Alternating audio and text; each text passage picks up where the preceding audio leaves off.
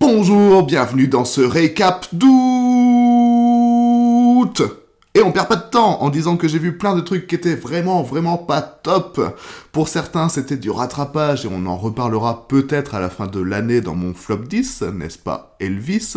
Mais le mois d'août a largement eu son lot de films inintéressants et déceptifs. Bon, après, je viens de voir 3000 ans à t'attendre et il était vachement cool, je vous conseille de le regarder, et quant à lui, je pense qu'il a de grandes chances d'être dans mon top 10 de cette année. Mais bon, on va commencer en parlant du film qui a été le meilleur de tous, et quand je dis meilleur, c'est bien entendu totalement ironique, et il faut comprendre le pire de tous, à savoir Esther 2, Les Origines. Une suite qui arrive 13 ans après le premier opus, on sait pas trop pourquoi d'ailleurs, et franchement, autant Esther premier du nom était un petit film correct avec un twist final qui fonctionne plutôt bien, autant cette suite je l'ai trouvée, et ça n'engage que moi, totalement inutile. On fait donc un préquel sur l'histoire de cette fille qui souffre d'un rare dérèglement hormonal, ce qui fait qu'elle a l'air d'avoir 9 ans alors qu'en réalité elle en a 33. Enfin, ça c'était dans le premier film, je ne sais pas trop combien d'années avant se déroule le préquel. Quoi qu'il en soit, il n'y a plus aucun charme autour de cette psychopathe puisqu'on connaît son secret. Et Esther 2 n'apporte vraiment rien à la mythologie du personnage. Pire, tout ce qui se passe est hautement prévisible et il n'y a vraiment aucun plaisir à regarder ce film. Et l'âge de l'actrice principale est à mes yeux le gros point noir de ce film. Esther, dans le premier film, est incarnée par Isabelle Fuhrman, alors âgée de 12 ans. Sa prestation est plutôt convaincante et c'est un peu ce qui faisait la force de ce premier film. Mais dans Esther 2, Esther est de nouveau incarnée par Isabelle Fuhrman, sauf que cette fois l'actrice a 25 ans et ça se voit totalement à l'écran malgré la mise en scène qui essaye de camoufler au maximum ça. Du coup, ça donne la même impression que lorsque l'on regarde Valérie Lemercier incarner la toute jeune Aline dans le film du même nom. C'est malaisant, pas du tout crédible et surtout ça m'a fait sortir immédiatement du film. Donc bon, à partir de là, si on peut, on essaye de zapper sur autre chose. Et pour ma part, j'ai zappé sur Disney+, pour regarder Prey, un autre préquel puisqu'on va plonger en 1719 dans une tribu comanche qui va se retrouver menacée par un Predator, une créature que j'avais pour ma part abandonnée au milieu des années 2000 avec les très mauvais Alien vs Predator. Alors je ne sais pas trop pourquoi, mais je me suis particulièrement hypé autour de ce film. Peut-être parce qu'il y a des natifs américains, peut-être parce que j'ai envie de voir une sorte de The Revenant avec de la SF en prime, ou mieux encore un apocalypto, et ce avec une touche de féminisme en plus. Du coup, j'ai bien évidemment été déçu. Parce qu'au fond, cette histoire de chasse et de survie, elle est pas très trépidante tant le personnage principal, une jeune femme nommée Naru, est aidé par le scénario. Et c'est dommage parce que j'aurais aimé que ce soit une femme forte qui n'a pas besoin de devoir tout le temps faire ses preuves et qui surtout ne voit pas sa vie sauvée régulièrement par des coïncidences ou par son chien. Et ce personnage est très particulier parce que j'ai trouvé que sa courbe de progression est totalement pétée. Elle oscille vraiment entre le très fort, genre elle maîtrise le lancer de hache à la perfection, pour ensuite devenir ultra nulle, genre elle arrive même pas à chasser un lapin quoi. Grosso modo, elle va ainsi passer 80 minutes du film à s'en prendre plein la gueule, mais pas trop non plus parce que ce serait dommage de trop la mocher vu que dans les toutes dernières minutes, elle va devenir presque soudainement totalement badass au point de dérouiller le Predator. Et le Predator, on peut pas dire que c'est le plus doué de son espèce. Un Predator, c'est censé être le chasseur ultime, mais bon, quand un simple loup arrive à te faire saigner, c'est que tu dois pas être si bon dans ton job en fait. Celui-là, tu le fous dans la jungle face à Schwarzenegger, il tient pas 10 minutes. Bon, il décime quand même plein de personnages secondaires et même une tribu de trappeurs canadiens à l'accent québécois trop prononcé avant de mourir comme une grosse merde parce que visiblement, il a pas trop compris comment fonctionnent ces gadgets technologiques venus du fin fond de l'espace. C'est ballot quand même. La fin est en tout cas assez bâclée à mon goût, mais bon, la réalisation est tout de même plaisante et on passe un moment plutôt agréable, faut pas trop se plaindre non plus. En plus, il y a une piste sonore disponible pour avoir tout le film doublé en comanche, et ça, c'est plutôt stylé. Bref, pas un film qui m'a transcendé, plus que ça, mais il a au moins le mérite d'être un des films les plus intéressants de la saga Predator. Faut dire aussi qu'à part le film original, le reste ne vole pas très haut non plus. Et en continuant à zapper, je suis tombé sur Apple TV+, et là j'ai découvert un petit film d'animation sans prétention, mais qui vaut le coup d'œil. Ce film, c'est Luck de Peggy Holmes, qui raconte l'histoire de Sam, une fille particulièrement malchanceuse, qui va tomber sur Bob, un chat quant à lui très chanceux, et qui en plus parle. Tout cela va nous emmener dans un monde magique, la terre de la chance. Et bien évidemment, tout ne va pas forcément bien se passer. C'est le tout premier film d'animation du studio Skydance Media, et quand on a l'impression que Pixar est en fin de course à cause du décevant Buzz l'éclair, et même Alerte Rouge, qui est un super film mais qui n'a pas réussi à trouver son public, eh bien on se dit que la relève est peut-être par là. Et c'est même plutôt évident parce que la branche d'animation de Skydance est dirigée par John Lasseter. Et ce mec, c'est juste l'ancien directeur artistique de Pixar, et aussi le réalisateur des 2 premiers Toy Story et de 1001 pattes. Il est considéré comme une légende dans le milieu de l'animation, mais oups, il est aussi MeToo. Du coup, je suis un peu déçu de ce que j'apprends en me renseignant davantage sur ce film, hein, on va être honnête. Donc voilà, on va faire simple et rapide et dire que Luck s'avère être un film assez modeste, que ce soit en termes d'animation ou de narration, mais qui fait parfaitement le taf. Comme tout film d'animation qui se respecte, Luck sait être drôle, mais aussi émouvant avec des personnages assez attachants.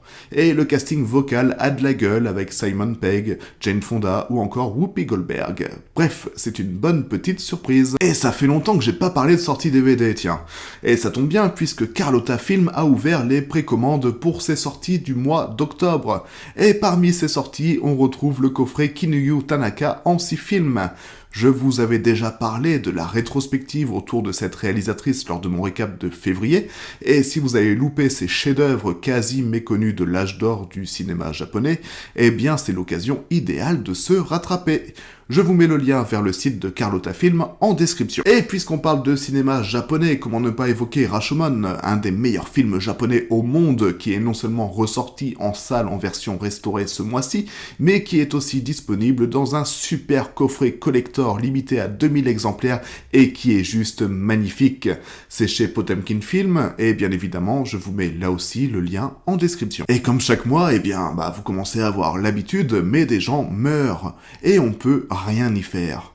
Et le mois d'août n'a pas dérogé à la règle, et c'est ainsi que l'on a appris le 8 août la mort d'Olivia Newton-John. Elle est morte à l'âge de 73 ans des suites d'un cancer du sein. Il s'agissait bien évidemment de l'actrice de Grease qui, avec John Travolta, a marqué le monde de la comédie musicale. Malgré le succès de ce film, elle reste discrète au cinéma, préférant se consacrer à la chanson et à ses animaux. Et au passage, il est intéressant de noter qu'un préquel de Grease va voir le jour sous la forme d'une série intitulée Grease Rise of the Pink Ladies, qui sera diffusée sur Paramount+. On se consolera en écoutant Courtney Barnett et Sleater-Kinney reprendre Physical pour rendre hommage à Olivia Newton-John. Je mets là encore le lien en description. Et un décès qui m'a personnellement rendu un peu triste, c'est celui de Carlo Bononi, un acteur italien spécialisé dans le doublage que j'ai pu entendre toute ma jeunesse, puisque c'est lui qui double non seulement Pingu et son célèbre Newt Newt, mais aussi la super série La Linea.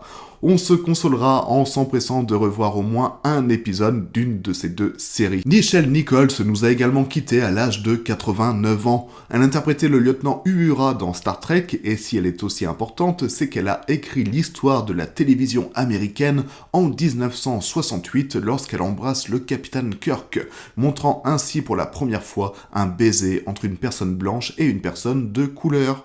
C'était donc un symbole important des droits civiques, et on se consolera en regardant éventuellement le nanar Sharknado 5, où elle a un petit rôle, tout comme Olivia Newton-John d'ailleurs.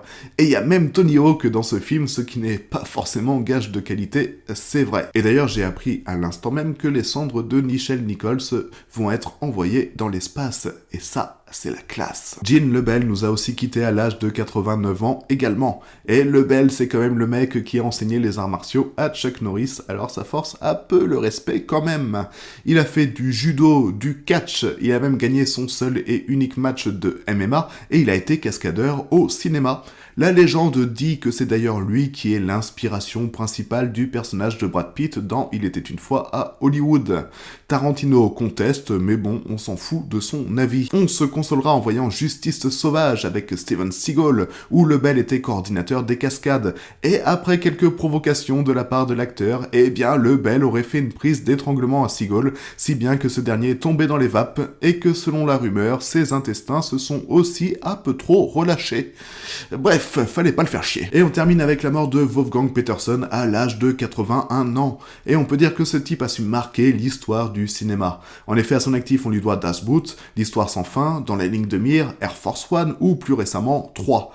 Et moi, personnellement, pour me consoler, je me referais bien En pleine tempête avec George Clooney et Mark Wahlberg. Voilà pour les décès, et retournons donc au film pas terrible du mois d'août avec Everything Everywhere All at Once, ce titre super chiant avec Michelle Yeoh et Jamie Lee Curtis entre autres. Les premières critiques venant des États-Unis étaient élogieuses et j'avais vraiment envie de découvrir cette approche du multivers qui s'annonçait délirante. Et le film, encore une fois, n'est pas à la hauteur de mes attentes. Ce film, c'est une overdose totale.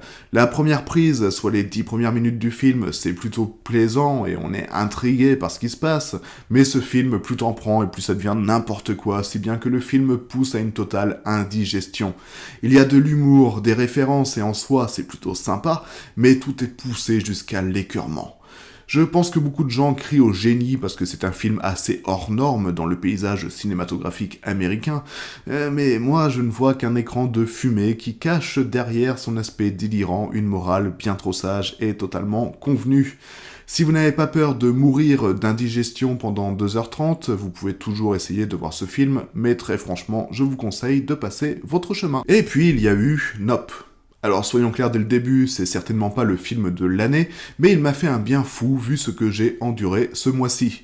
Bon, comme Jordan Peele, le réalisateur, est qualifié de nouveau maître de l'horreur, oui, mais de l'horreur intelligente, la plupart des critiques se touchent un peu la nouille pour faire de ce film un chef-d'œuvre auteuriste qui met à mal la société de consommation et du spectacle, parce que tu vois, il y a une vision totalement méta de l'industrie cinématographique qui va à sa perte en cherchant à faire le plan parfait. Et ce message, je m'en fous un peu parce qu'il est clairement pas aussi cryptique que tout le monde va vous le prétendre, et que les deux personnages qui portent cette critique sont certainement les plus mal écrits du film. Je parle bien évidemment de ce reporter à moto totalement insupportable qui n'a qu'une seule et redondante motivation, faire le buzz et filmer à tout prix, et de ce réalisateur cherchant à filmer ce que personne d'autre n'a réussi à filmer avant lui et qui parle de manière totalement cryptique pour nous faire croire qu'il est cool et ténébreux, alors que, oups, spoiler, il va crever comme un con dans sa recherche d'images. Alors que franchement, il avait déjà assez de plans super cool faits avec son IMAX à manivelle. Bref, en dehors de cette critique toujours rigolote venant d'un film qui a coûté 68 millions de dollars, on a le droit à une première partie vraiment intéressante qui dépoussière les films sur les extraterrestres. Et ça fait du bien de voir un réalisateur qui touche à ce style qui, à mes yeux, n'a pas eu le droit à un film digne de son nom depuis Sing, qui m'avait un peu traumatisé au cinéma il y a déjà 20 ans. Les deux personnages principaux sont vraiment sympas, ça joue bien, ça a des réactions que je trouve cohérentes, et ça m'a fait super plaisir. Puis après, dans une deuxième partie, on découvre que la menace n'est pas vraiment ce que l'on croyait être, et puis à partir de là, il y a les quelques longueurs désormais habituelles des blockbusters qui viennent parasiter un film qui ne réserve plus trop de surprises. Grosso modo, c'est un bon film, voire même un très bon film, les gens en font comme toujours des caisses pour pas grand chose, mais bon, si ça les amuse, pourquoi pas.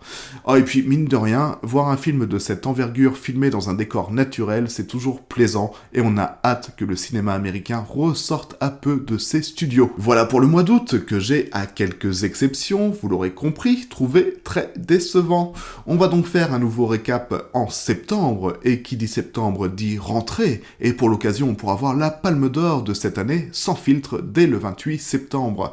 Le Visiteur du futur de François Descraques, ce 7 septembre, c'est pas facile à dire, mine de rien, mais aussi le film Poulet frites, un nouveau film estampillé striptease qui va nous raconter l'histoire d'une enquête policière autour d'un meurtre où la pièce à conviction est une frite. Ça promet beaucoup. D'ici là, portez-vous bien, abonnez-vous, pouce bleu, commentaire, tout ça, vous connaissez la chanson, et des bisous.